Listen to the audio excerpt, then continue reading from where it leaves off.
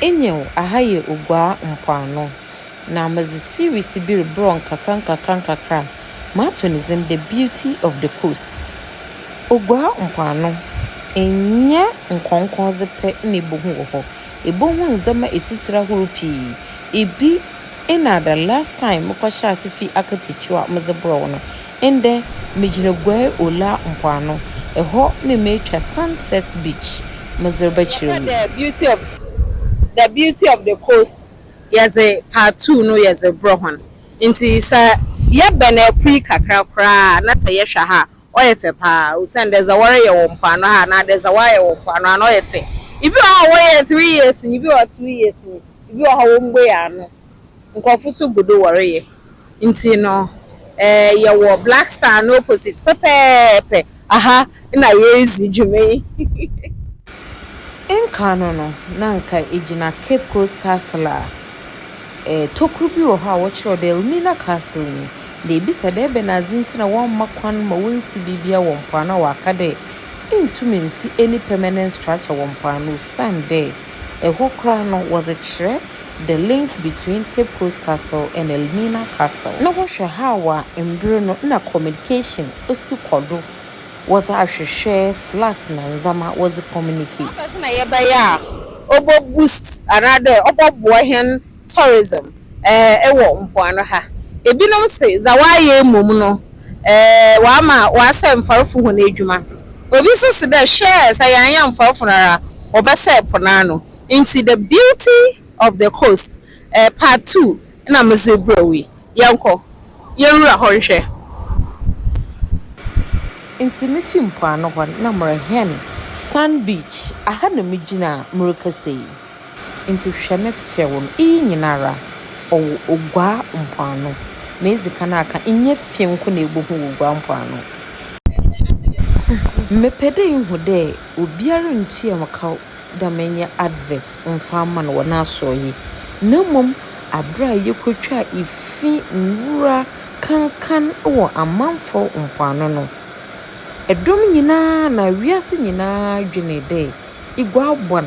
dodo igwa yefi igwa mpano ze onye kra nensaso nti emi na mapamfo yeze dam si henenyo do de yebechimo gwa mpano na za owo ho oyefi no so yeze asom hon Baby we ha se ehwe ni de ya o chere your Black Star bakan if you bakano epicent Augustine so ho a ebonda yo baby of fan Black Star health for one offices na ho onu no opposite pepe na mo we it say come on nya span to the right pe ebo de baby fefe bi wa ha no so oye itri another oye pub na zoom out zoom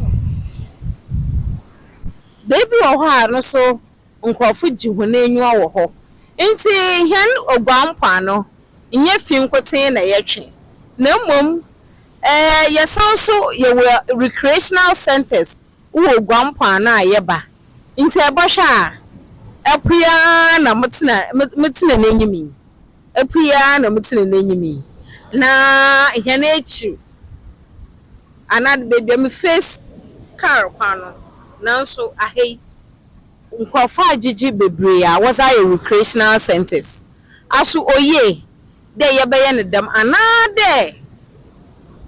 yan fishermen will raise concern there first no chuchu ya baby was a homa babeli nyina waji was a recreational centers na say anje dam so a ebusuam wose ho mo ye poto we ye rebase na no nkaka ho bebre wa ha nti say hwa ha ebondo obi so na wa ye ne zwa ha ya or uncompleted otu edum kwafa ye bebre se straight ebon de edna na OGUAA edna botwe kwa sankoma katakranke abrochi kaka ho na wogu extreme left no ho na OGUAA enyo ina ehwe menyim tenten so na o de Cape Coast Castle na no so owo tenten do pa but igina ha ihu dena esane ho afei yenhwe Sun Beach nefew moti OGUAA yawazoyo igwa mpano yefiu nye fim kona yefi I have very nice dam recreational center yo wa he hwe de mpoano manche wa obeyi ne fi wo ba ne potapota na obi aba no hwe kakra hwe we dua na grass chede wa ye ne brickwork kakra wa ma nkofu tumtsena ha waji hunenyo wonom nsa na aze nti ho ma ha no sebi o efe wa ma ha efe pa nti se beka de se hianom kwano nyefe hianom kwano nya akona onye no kwara onye in the 2024 ya mijina ogwa kwano mrekese Mbibia wa basana konche hwe olampano na nkwada nkrofo jija hwana ne tutunwura eyenzama basa nanso onam inde djuma sonkwa worizi wa ha kofo egbegbe hunu ndjuma wa ha fa nkofo edjuma ma wortonaze ma nkofo tobi ezinti aha aye clean pa ogwampani epa ho so na itwa car kwan nu mara tede mameka echo de tede zameka de Black Star owo hen opposite pepepe no orenyen wachia na umbi ogwa ye wazoye ogwa ye fio ogwa ye ahomka ntino some part bi ogwa na sonkoye na ye badda nezi na ye pede ye twempanyin hwana adweno bado na wasiesie ho a ma ye mfansan ogwa mani nyina nti den video message there are many places in ogwa oye very beautiful ewura ho a worobo hu de ewura baby aha sand beach owo ola mpoano ye wo baby bebre so ola mpoano motwam za chiro mmehu de indeed Cape Coast ogwa mpoano oye feel oye ahomka fo usika be hyem na onzimu nye fienko na ye bede nezi na mom yereda ogwa na ahofeel so abra ye hu recreational centers na places a ye be gihenenwa abri na bibia nti se fi amanaze na ebegwa a manjin de eruntuo nan insimpano osande ebekon ebekwa ekotietie nzemo de bi ende ebaba no na abia apapa na owaha nti iyisu mrishe honon kran wona we investors won be invest wo gwai na yombom na ugwa onye krabohwe onye ahomka onye manye nyina onye bia pa ye batena na yatina ni ye antinye nbenyi for Yanis TV na yezi the beauty of the coast part 2 yezi bro share hen osende ye wo other places a yonkre the breeze wo ho